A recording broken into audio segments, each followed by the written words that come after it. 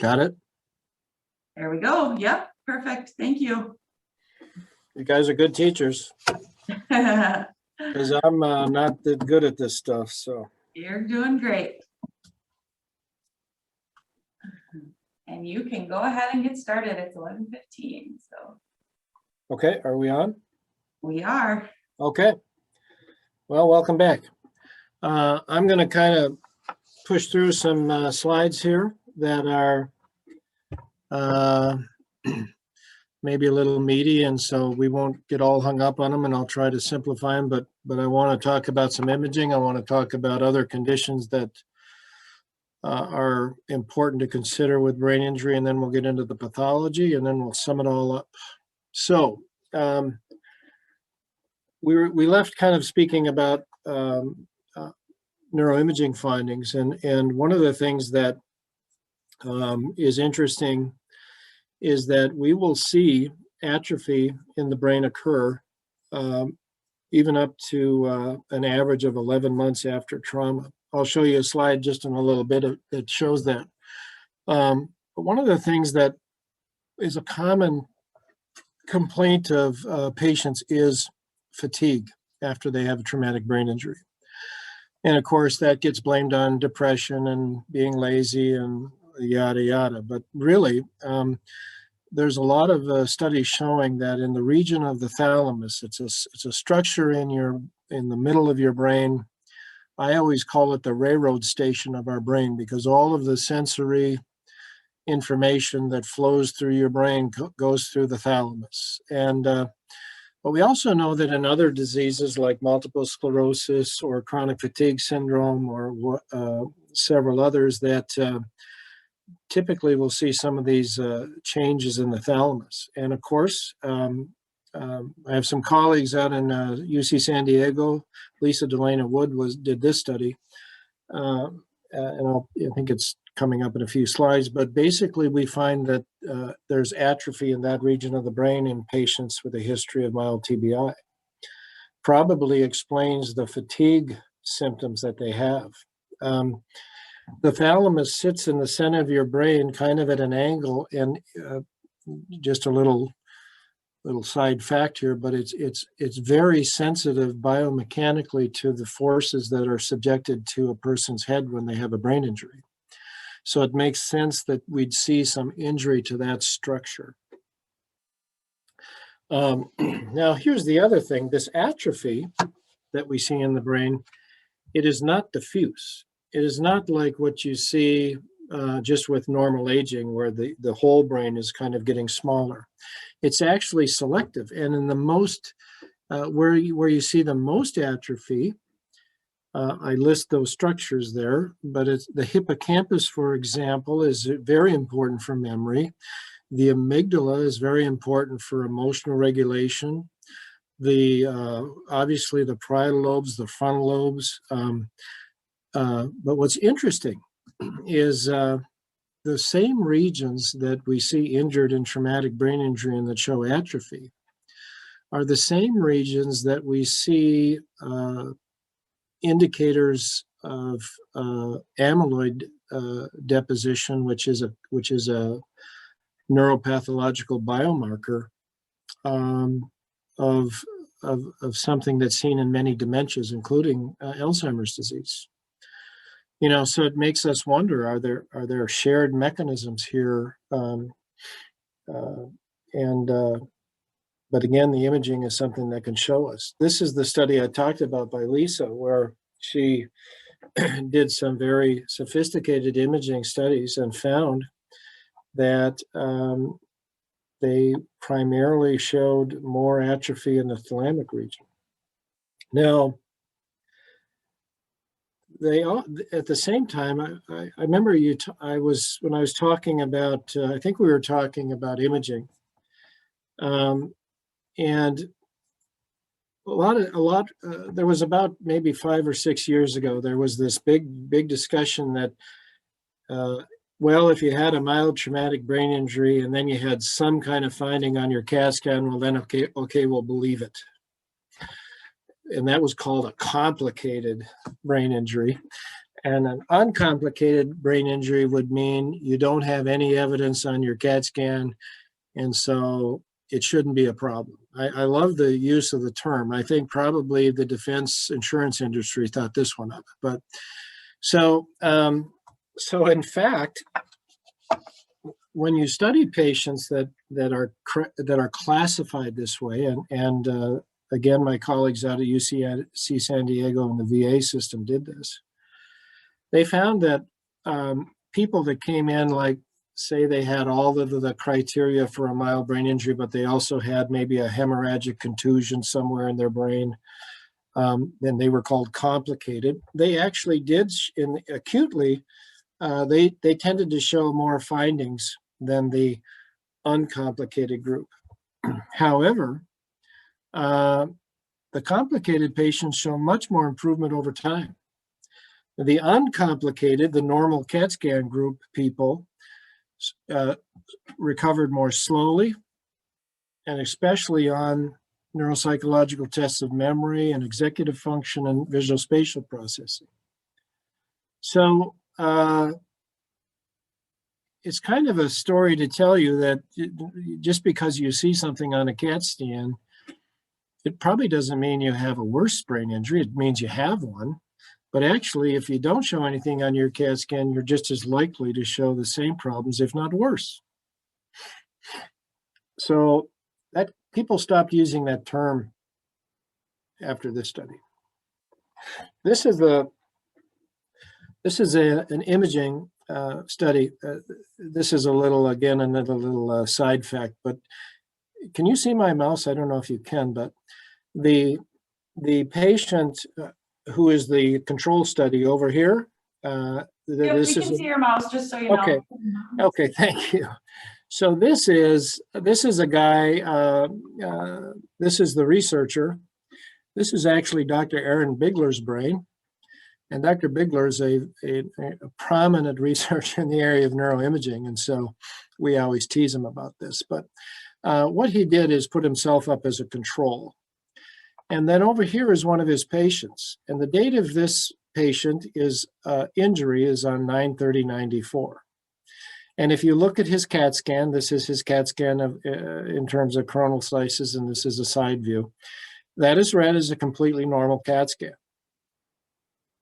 A month later, we start to pick up areas. It's hard to see, but right there at the arrow, there's a lesion. There's a lesion. You can see it on these cuts as well.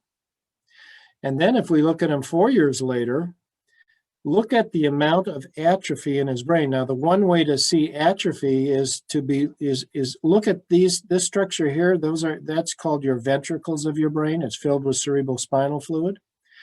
And when these get bigger, they get bigger because they're expanding, because you're having more atrophy or loss of brain tissue in your brain.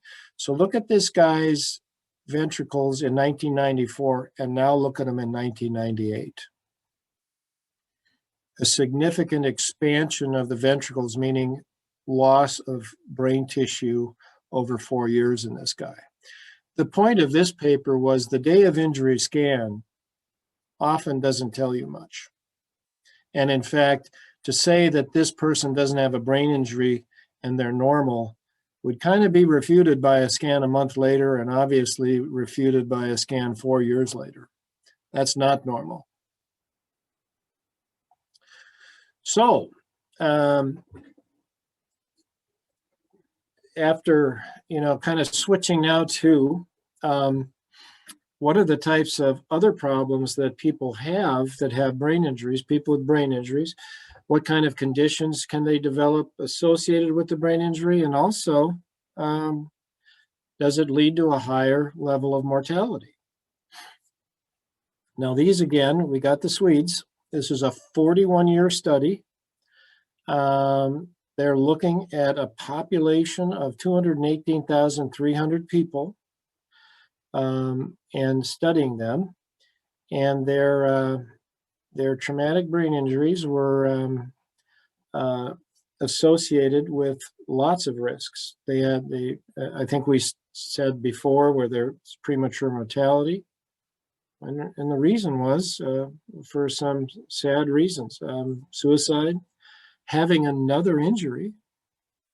One of the risks of having one traumatic brain injury is it puts you at a little higher risk to have another. Assaults, and so forth. Now, when we look at other psychiatric diagnoses, there are things like substance abuse, psychiatric hospitalization. Those things were increased. A Danish study, 113,000 people, they had an increased risk for all psychiatric outcomes after having a brain injury. This wasn't because they were accident prone. In fact, it wasn't even pronounced in people who have a psychiatric family history. It just made you at a greater risk to develop something like depression or anxiety. That's a kind of a simple way of saying it. Chronic pain. So many people that injure their head obviously injure other parts of their body. They can injure their extremities, they can injure their back, low back, upper back, neck. It's very common to see chronic pain, of course, and headache. This was a study published in JAMA, and they found that even in people where they had other disorders like depression or PTSD, or they found that chronic pain is a common complication, even with apparently minor injuries to the brain. I always found it interesting about headache.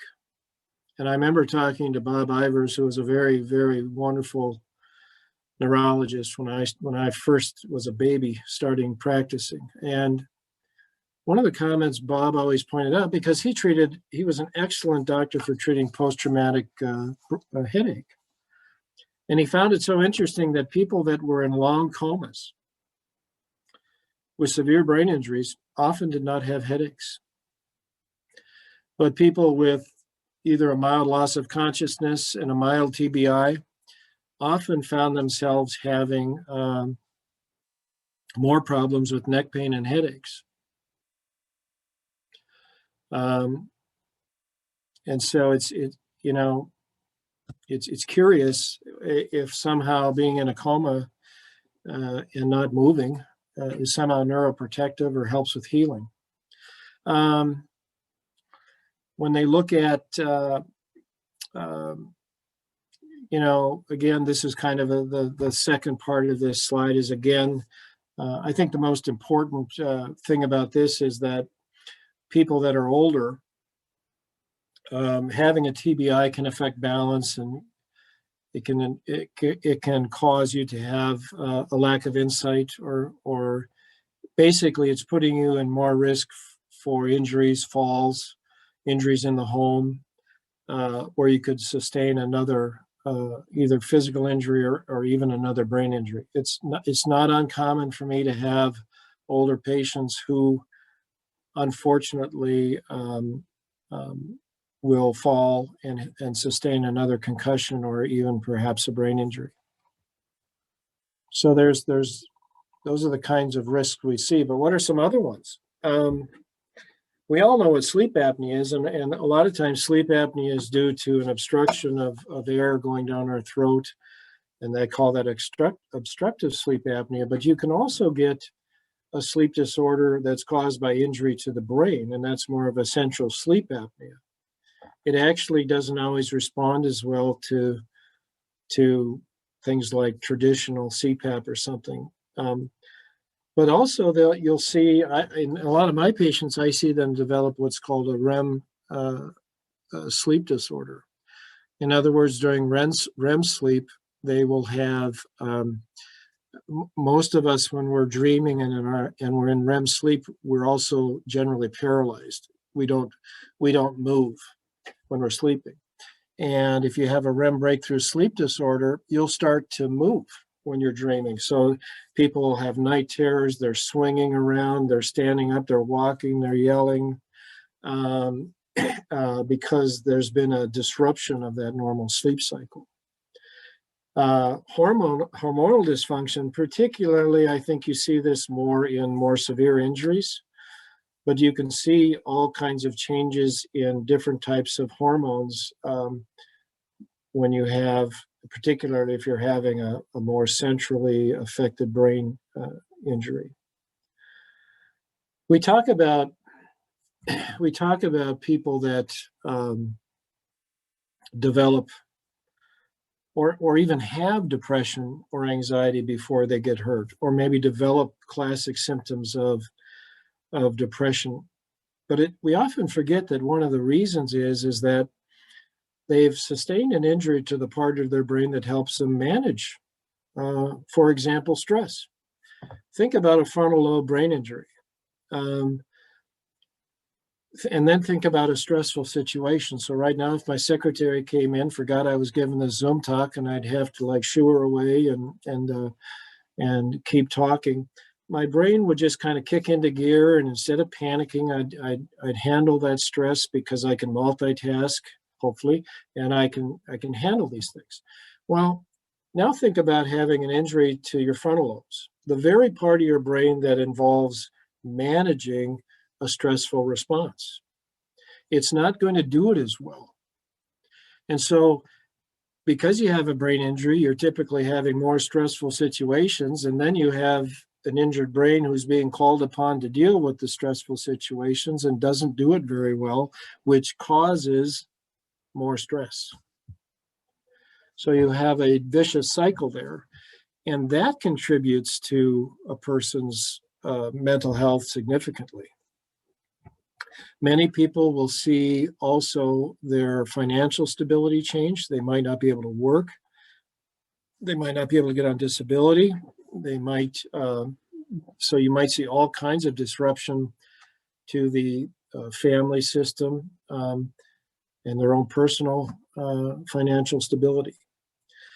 Many patients with brain injury, particularly early after their brain injury, sometimes see friends, other people they know, avoiding them. Or they can't go out and do the things that they used to do because of their symptoms. They're sensitive to noise. They're sensitive to light. They have balance problems. They can't go to the gym and work out. They can't see their social contacts. They're tired.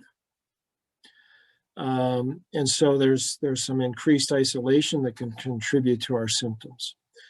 And then, of course, changes in ADLs, which simply just means you need more help, maybe with some basic activities of daily living.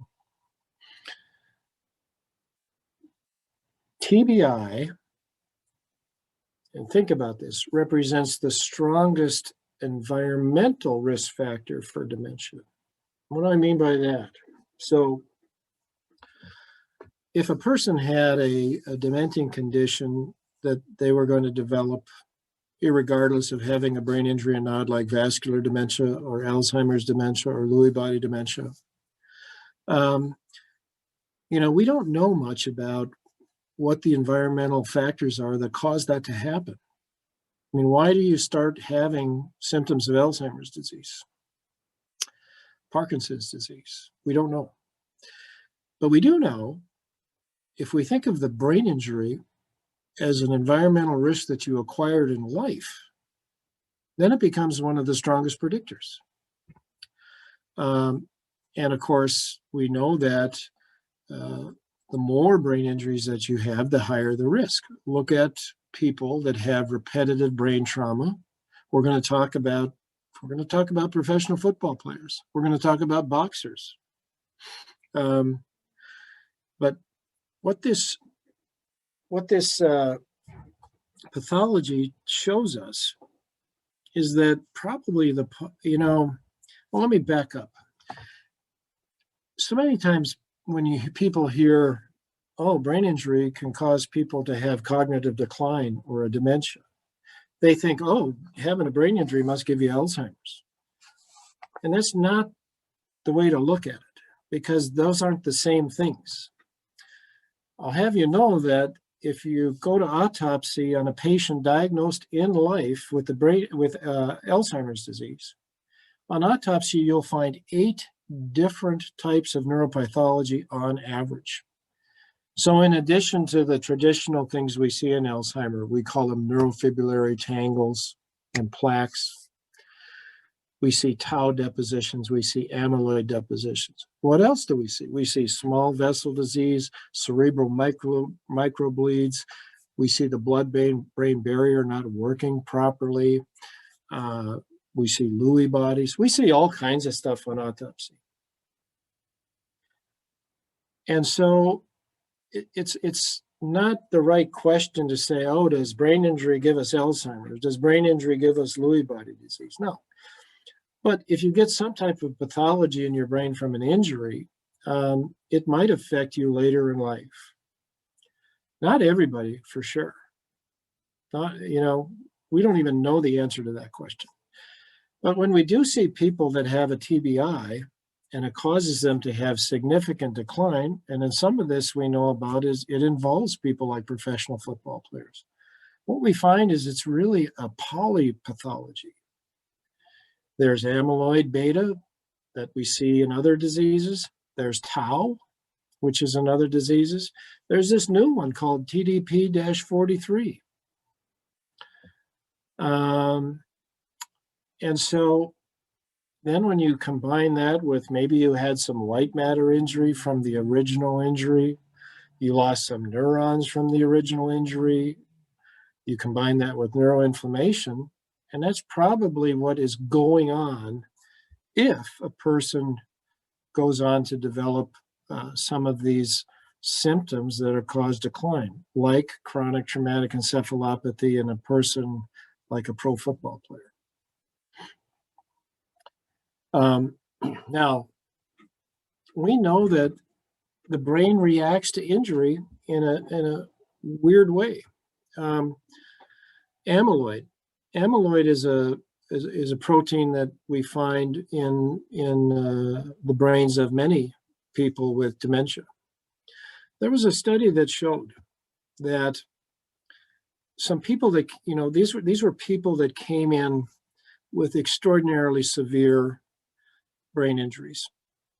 In other words, they came in with such a bad brain injury that a neurosurgeon had to go in and cut out parts of their brain to try to save their lives.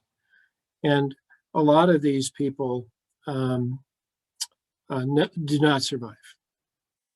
But what they found in these people that died, when they looked at the brain that they had surgically removed within hours of the injury, people were already demonstrating the accumulation of amyloid in their brain cells in those areas,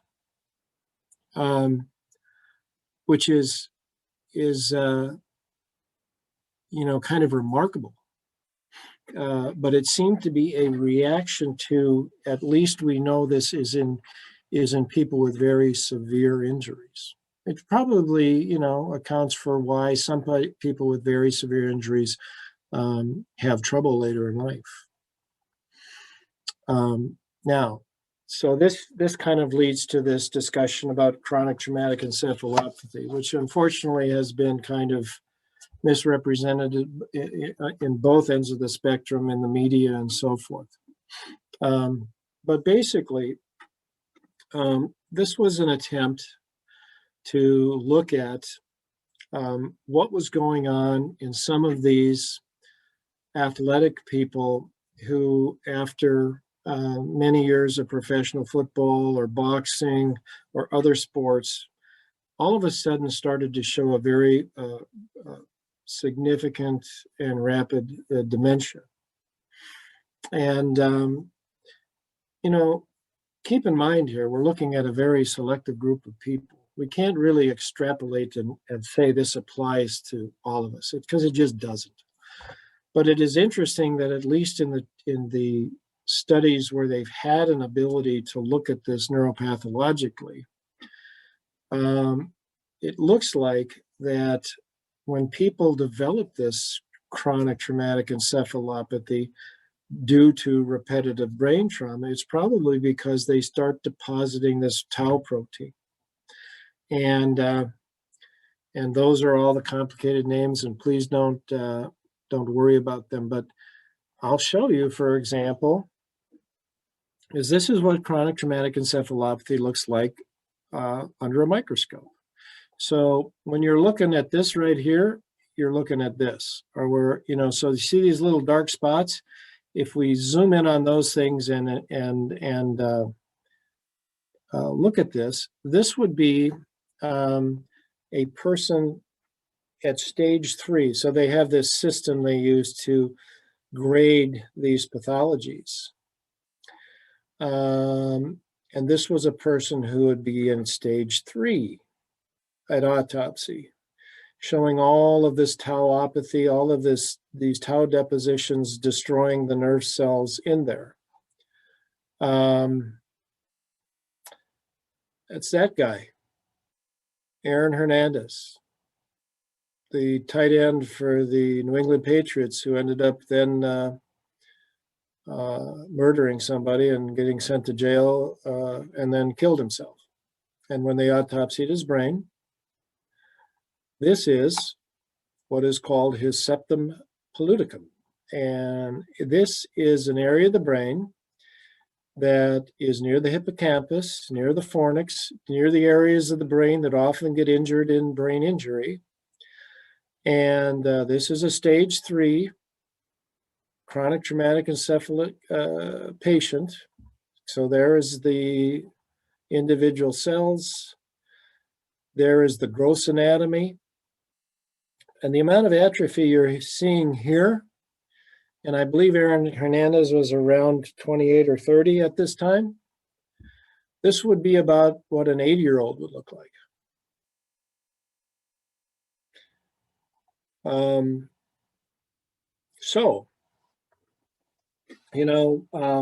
Now this wasn't the first time we knew about this problem. Long before the NFL got interested in it, I mean, it was well known in the field of boxing, and it was just called dementia pugilistica, pugilistica meaning boxing. And it's just they would note in boxers and other athletes that repetitively had brain trauma that they would later in life develop a dementia. And so it's, of course, it's also a concerning problem for military personnel. It's not unusual for, I've seen patients who served in the Gulf Wars that had mild blast injuries, but they also were in the artillery groups, and they would be shooting shells all day long and standing next to getting basically a lot of repetitive forces. And it makes you worried about that exposure to any kind of repetitive brain trauma. But again, we're looking at limited data now. This is new stuff, and it's complicated by selection bias because, not most of us are pro athletes, and they might be different than the rest of us. I know they hit a lot harder than the rest of us, and so the forces they're being subjected to might be not generalizable to what we might experience. But I think even with all of that, at least we can say there appears to be evidence that it's not good to repetitively injure your head. We know this neuropsychologically as well.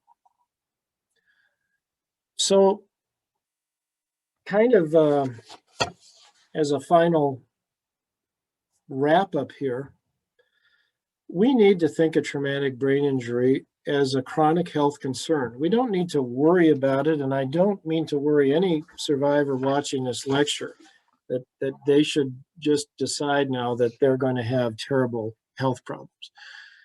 But we should change the way we look at this so that we are not missing out on helping people who have sustained a brain injury in their life.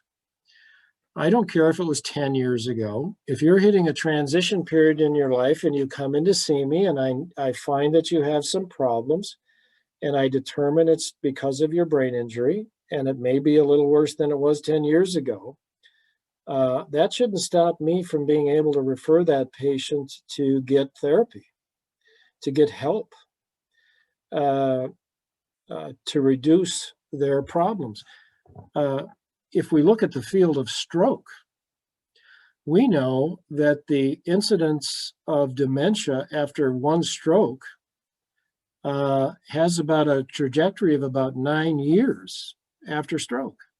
It's very common.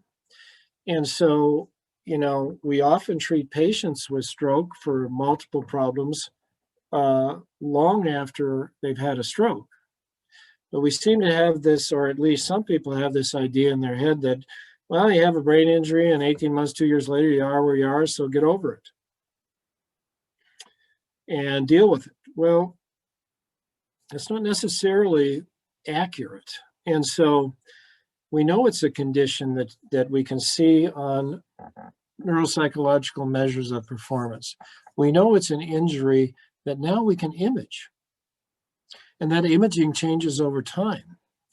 We know that it's an injury that comes with other injuries that can amplify these problems. We know that the injury itself can cause significant fatigue. And now we know that it shares a particular type of pathology in some people. So really the question isn't, again, I always say I haven't had a patient volunteer for an autopsy yet. So what's important is, what is this person like in life? What do we need to do to capture and represent how this traumatic brain injury is affecting this person throughout life so that we can help them? What are the signatures that we'll be able to finally use to point the way that we need to identify these folks and help them? We don't need to help people that aren't getting worse, that are doing well. But we know that a subset of patients with brain injury aren't. 1 in 3. That's a lot of people. And so I think that's the main point that I'd like to make. I mean, anybody that has a condition that can worsen with aging is going to have a complex problem. It's going to be heterogeneous. What can we do to find, what are the biomarkers that we'll be able to come up with that show us this imaging? What are the cognitive biomarkers that we could show does this? That's where I think neuropsychology can contribute. And if we can't, we've got to work to get those things as being acceptable criteria for us then to get these people, get these individuals who might be experiencing this to the right people so that we can reduce cognitive decline. I mean, what do we tell people with vascular disease? Watch your blood pressure, watch your hypertension, watch your diabetes, eat a Mediterranean diet, exercise, lose weight. Well, we're not saying that cures you. We're saying that will help reduce or stabilize your cognitive decline, and that's what we should be doing in this area as well. All right. There is my kind of information, phone number. Please feel free to contact me. But I thought now, Nan reminded me that it takes time to type some of these questions, and so I thought I'd quit a little early. So if you've got questions, please go ahead and type. Yeah, so there's a couple on our end we can see. Okay. I have one that says, has there been any patients that have complained of loss of time, weeks or even months, not at the time of their TBI? At a time before or after the TBI? As after, but let's see. So, okay, so the typical thing I see is there's two things that you see in terms of amnesia associated with brain injury. And first is retrograde amnesia, meaning memories before the event that you lose. And then there's post-traumatic amnesia, which is memories that you lose completely for some period of time, even though you're awake and processing information. Now, in general, over time, I mean, I've had patients that have forgotten they got married 6 months before their injury, but that tends to shrink as they get more recovery. Retrograde amnesia tends to shrink. Post-traumatic amnesias don't come back because they never got laid down. Now, there could have been periods of times in a person's recovery when they were on a medication, when something else was going on, when they were sleep deprived, whatever, that there might be chunks of time that they struggle to recall that happened after they started recalling things. That could happen, yes. But you'd have to know all of the circumstances. Okay, thank you. I got a question here that says hyperbaric and right eye and your thoughts. Are you monitoring the VA HBOT veteran study? Could you say it again? Hyperbaric and right eye? Okay. And your Yep. thoughts? I'm not sure if I'm reading that right. And then are you monitoring the VA HBOT veteran study? Well, that's one of them. I'll give you my answer based on science, and you can disagree with the science. But I don't believe there's a good scientific basis to say hyperbaric oxygen treatments help people with brain injury. And the reason I say that is that there's just no evidence to say that it does. In addition to the HBOT VA study, there are many studies that have already happened that have looked at this topic in a very good way, most of them through the Air Force. And none of them really show convincing evidence that hyperbaric oxygen treatment affects brain injury. I don't think there's any evidence to suggest it's helpful for concussion. And the reason I say this is that concussion is something that generally gets better on its own in terms of some of the symptoms that get better just by time.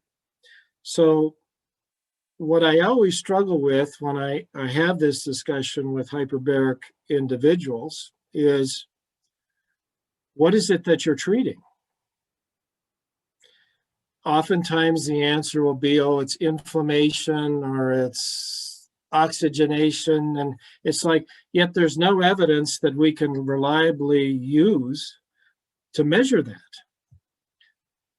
So I don't know how you can say you're treating something that, if it's not there, what would you be treating? Now, you cannot escape the other problem with that type of research, which is a problem with any kind of medication, any type of treatment research, is it's very hard to control for a placebo effect. Now, I'm not saying that's bad, but you just can't control for it. Now, placebo effects aren't necessarily bad either. If I have a patient who really believes in me, who thinks what I'm telling is helpful, odds are they do better. But it's got nothing to do with me. It's got to do with their belief that I'm helping them. So doctors know all the time that that's operating when we're working with patients. But I do not believe that it's not been an FDA-approved treatment for brain injury or concussion. And I think the reason is the science just isn't there. But science is open for debate. So if somebody wants to debate it, debate it. I just don't think there's any evidence. I wish we'd spend our money on things we know that do work. We know cognitive rehabilitation works. We know vestibular therapy works. We know that managing pain works. We know that reducing headache symptoms works. And yet, therapies that we know work aren't getting funded.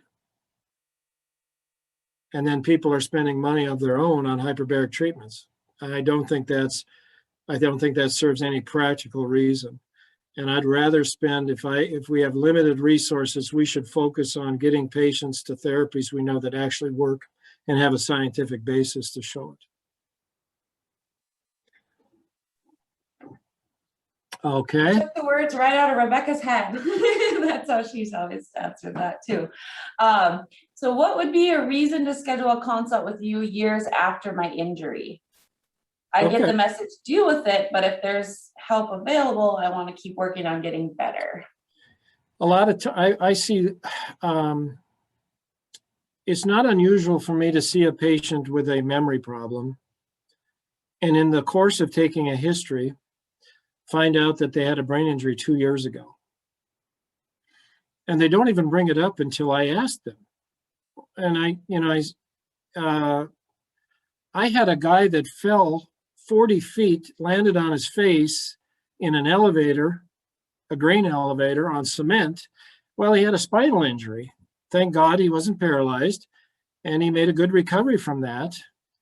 And I saw him about 2 or 3 years later, and he had made a gigantic mistake at his elevator, mixed like some grain that caused like $200,000 loss, got fired.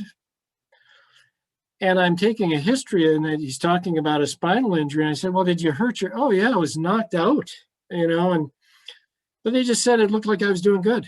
So he'd never seen anybody. He clearly had a brain injury. And so of course, until you can identify and diagnose the injury, in my opinion, I don't care how many years it's been, he's never had treatment for it, and he never did.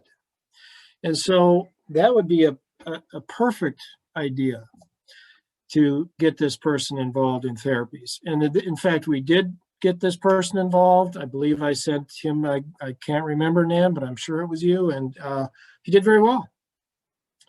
But his life had pretty much taken a terrible downturn because this injury had been missed.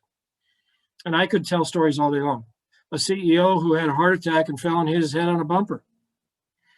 The only thing they paid attention to the entire time he was in the hospital was his heart. He had a left temporal lobe contusion, and it went, and of course he went back to work, and his secretary said, "What's the matter with you?" Okay, so again, we see that a lot, and so there's often a reason for that. Now,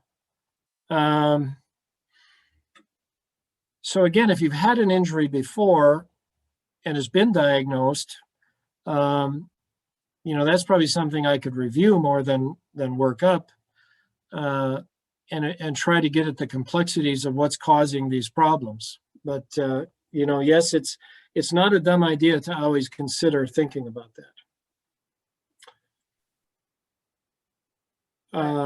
I see another one here that says, do we work with patients with other kinds of brain injury other than traumatic? Yes, of course. Now, I didn't mention this during my talk, but in brain injury as well, there's primary injuries. That is the brain injury you get. But then there are secondary injuries that occur because you had a brain injury. If your brain swells up so much you have a stroke, you now have a second injury. If your brain swells up so much that you're not breathing properly, or maybe you are knocked out at the scene and weren't breathing properly, you might also have a secondary anoxic brain injury, in other words, lack of oxygen.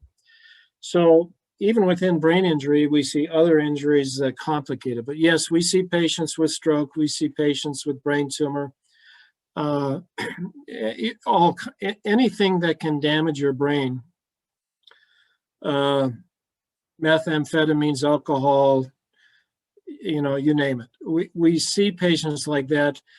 But in general, really what we're all about is evaluating a person's brain function and then seeing if it's something we can help them with and rehabilitate. And that often, then I've got to be bringing in all my colleagues, and we've got to work together to address the symptoms that we see, no matter what the neurological condition is.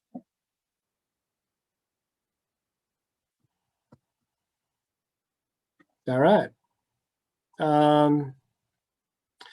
Would I also say a non-traumatic injuries are a chronic condition? Yes. And in fact, if you know, I see people, for example, who get exposed to carbon monoxide, and that causes them to have an anoxic brain injury. There's a certain proportion of carbon monoxide patients that actually don't get better and they start to get worse. It's called a delayed dementia associated with carbon monoxide poisoning. That's not really a traumatic injury. It's a poisoning. Drowning victims, same thing. Yes, those would definitely, we definitely have to think of those in the same way we think of traumatic brain injury as being a potential chronic condition.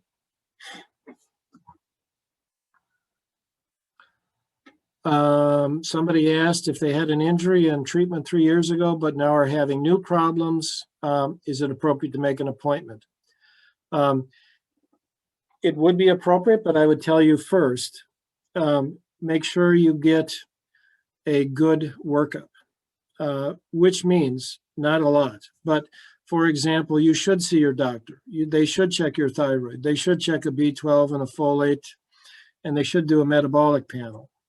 And they should make sure that you're not having some other medically treatable condition that can cause your symptoms. The reason is if you had a brain injury 3 years before, you are going to be more sensitive to any condition that somebody without a brain injury might not. A low B12 level might make me a little tired, but it might make a brain injury patient have significant memory problems. So oftentimes before you come and see me, you want to make sure that you've had a good physical workup. And basically think of it like you're getting a physical workup for cognitive decline, ruling out treatable medical conditions that could cause your symptoms. If that's all normal, yeah, then we should see you.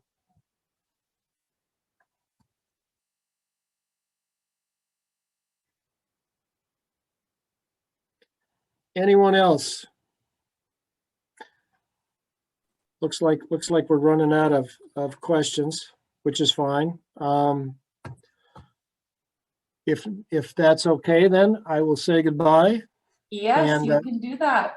We will thank let you. you guys, yeah, thanks. Thank you, Dr. Swenson. And thank you very much for having me. And again, thank you for all you do for patients with brain injuries too. Thank you. All right.